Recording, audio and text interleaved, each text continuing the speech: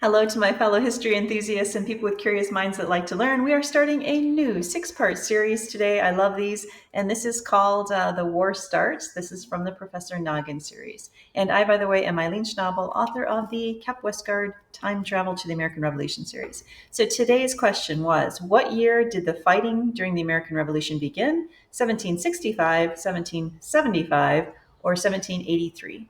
And the answer is 1775. But if 83 sounded familiar, 1783 sounded familiar, it's because that's the year that the war ended.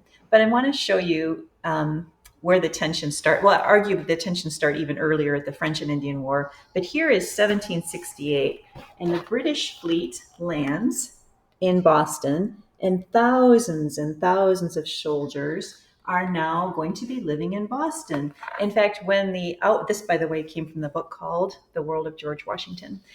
Uh, the Bostonians are outraged, and a lot of them refuse to house these soldiers. So many of them pitch their tents in the Boston Commons, which is across from the mansion, the beautiful mansion of John Hancock, who will play an important role in the American Revolution. Anyway, so Gage, British General Gage, is in Boston, and the king says to him, just get this thing done. I'm tired of the rebellion. Just finish it. And Gage says, well, the way to do that is just get their supplies, because if they don't have supplies, they can't make gunpowder in this country. That rebellion will end. So he learns that there's supplies in Concord. So he is going to send his soldiers there, but it's a midnight secret march. And the reason is he's tried this before with other stores of ammunition, but he went during the day and the word got out, so they just moved the store. So his idea is it's going to be top secret march to Concord. When the people in Concord awake, the British Army is going to be there. They're going to get all the stores and the rebellion. So it doesn't quite turn out that way, but along his way to Concord, the very beginning of the revolution starts, which is at the Battle of Lexington. And here, a man named John Parker, and this is from the Revolutionary War, Battles and Leaders.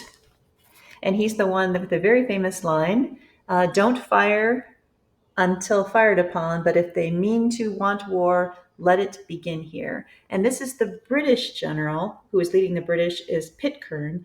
And unfortunately for him, he'll survive this battles of Lexington and Concord, but he will die shortly after in the Battle of Breed's Hill.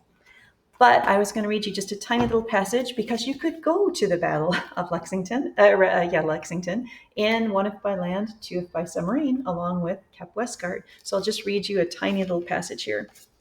So this is Kep, grabs his little brother Max by the hand, and they're in the middle of the battle. The battle is just about to start.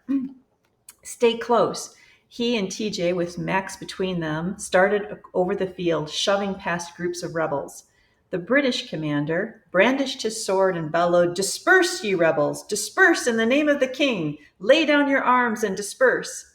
Onlookers and rebels called to each other, moving about in confusion. Because remember, this wasn't really an organized stand. This is people who are upset and offended. They hear the British are coming, but this wasn't like an absolute all-out battle to begin with.